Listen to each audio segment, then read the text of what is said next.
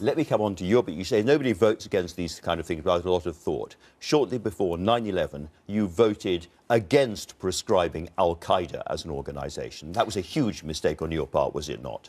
Have you actually read the legislation we were voting on? I have read the legislation and I've looked at the addendums as well. And I've got here. what the legislation brought forward was a whole list of organisations, some of which some people would argue were not terrorist organisations, but dissident organisations. Well, and to say that because... OK. Which ones? Because I've got the list here. Al-Qaeda, Egyptian Islamic Jihad, the Armed Islamic Group, Harakat Mujahideen, the Liberation Tigers of Tamil, the Palestinian Islamic Jihad Group, Islamic Army of Aden, the Abu Nidal organisation, the Kurdistan Workers' Party. Which of these should not be prescribed? The titles are one thing, but the reality of some of those groups, whether they were dissidents in their country of origin, and that's why some of us were not willing. Had they taken out Al-Qaeda as one thing, that would have been something.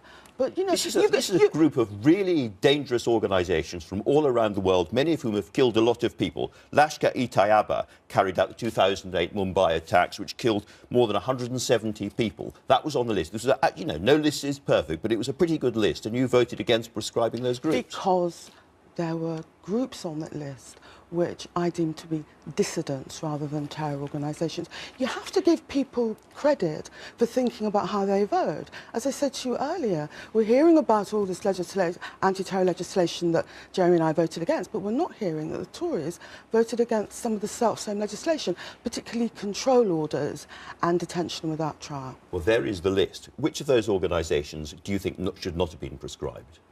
Because, you know, you voted against the whole lot being prescribed because presumably some of them you thought were OK. I'm just wondering which ones you think are OK. It's not that I thought they were OK. I thought that they were dissident organisations. You can have the list if you'd like it. No, I don't need it, Andrew, because the point is, at this point, less than a week after those people died in Manchester, we should be talking about how we go forward to make this country safe. But to know how to go forward, we have to look behind and look at people's records, which is why I've been talking about you. Now, Jeremy Corbyn got into some trouble with Andrew Neil in his interview where he said he had not met the IRA, and he was then photographed with lots of people from the IRA during the course of his career. You yourself said that it would be a defeat for the British state would be a great liberation, a great move forward at that period of time. Do you regret your support for the IRA right back in the 80s? That particular quote you're referring to comes from a now defunct left newspaper, and it had, as well as but this... But you said it, didn't you? No, but what I'm saying to you is this. It was 34 years ago. I had a rather splendid afro at the time. I don't have the same hairstyle.